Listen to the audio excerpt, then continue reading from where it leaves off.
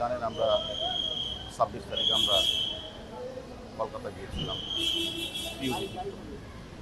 আমাদের মাননীয় সংশ্লিষ্ট আনোয়ার আজিম হত্যাকাণ্ডের যেখানে হত্যাকাণ্ড সম্মিলিত হচ্ছে পিউবি করতে আমরা গিয়েছিলাম।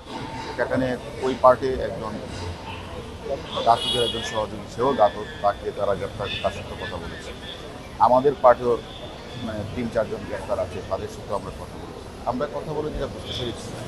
এর আগেও আমরা শুনেছি যে ইদানিং মানে বাংলাদেশের অনেক সন্ত্রাসী তারা এখন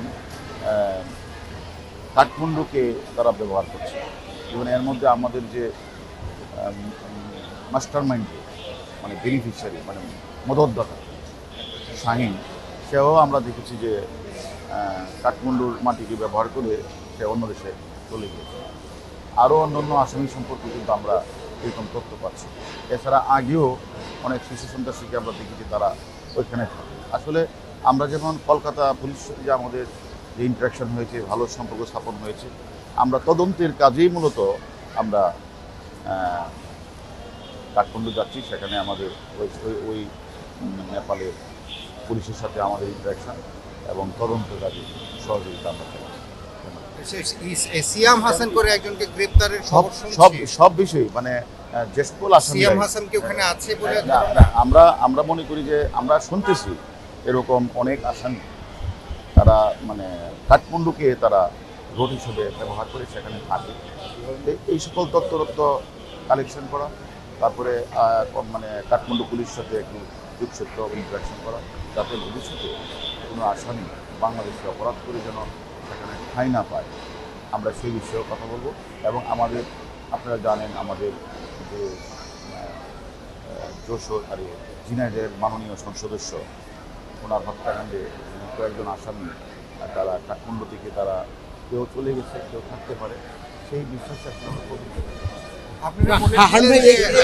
সংবাদ সম্মেলনে বলেছিলেন যে সিয়াম হাসান নেপালে থাকতে পারে। আমরা দেখেন আমরা আমাদের পুলিশ হেডকোয়ার্টার এনসিপির মাধ্যমে আমরা ইন্টারভিউকে আমরা চিঠি দিয়েছি।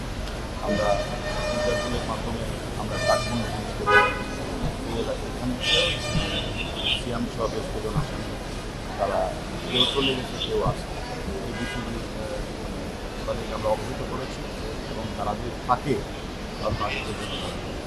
সেটা আমরা অনুরোধ তারই ধারাবাহিকতায় আমরা সেখানে আমাদের মামলাটা তদন্তে অগ্রগতি করার জন্য মূলত আমরা আসামিরা বিভিন্ন জায়গায় ছিল বা যেভাবে কাজ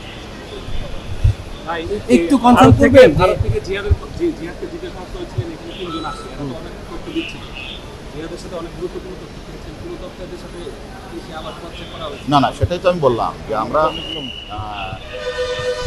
ইন্ডিয়াতে যে জিহাদ তালুকদার আছে তার সাথে তো আমরা কথা বলছি। আমরা বাংলাদেশে আমাদের মূল ঘাতক সহ বেশ কয়েকজন গুরুত্বপূর্ণ আসামি আমাদের কাছে আছে। আমরা দুই পক্ষের আসামির সাথে কথা বলব এবং আমাদের দেশে বাংলাদেশের অনেক বড় বড় অপরাধী মাস্টার মাইন্ড মানে আনোয়ার আজিম হত্যা মামলা ছাড়াও অনেক আসামিরা তারা ইদানিং কলকাতা রোডকে ব্যবহার করছে। সব কিছু মিলেই এছাড়া আমরা ইন্টারপোলকেও চিঠি দিয়েছি যে ওই এলাকায় কোনো সন্ত্রাসী থেকে থাকে তাদের জন্য পাকড়াও করে। সব কিছু মিলে আসলে আমরা তদন্তের কাজে মূলত যাচ্ছি। আমি তো এটা আসলে অ্যাকচুয়ালি তো আমি এই মুহূর্তে কিছু বলতে পারছি না, কারণ আমরা তদন্ত কাজে যাচ্ছি। আপনারা শীঘ্রই তথ্য পাবেন। আমরা সব বিষয়ই তো বললাম যে আমরা বিশেষ করে স্পেশালি এমপি আনোয়ার আজিম হত্যাকাণ্ডে জড়িত আসামিরা যে কাঠমান্ডু রোড ব্যবহার সে তথ্যটা আমাদের রয়েছে এবং আমরা মানে কলকাতা পার্টে এবং ঢাকার পার্টে আসামিদের সাথে কথা বলে আমরা গুরুত্বপূর্ণ তথ্য পেয়েছি। সব কিছু মিলেই এটা ক্রস এক্সামিন করার জন্য মূলত আমরা ইয়ে পাচ্ছি। আমরা 2-3 দিন। কতজনের ভাইয়া? 3 জন। আগে 3 জনই না, এনসিবির একজন আর আমাদের টিভির 3 জন, আরেকজন পরে আসবে, মোট 4 জন। Thank you.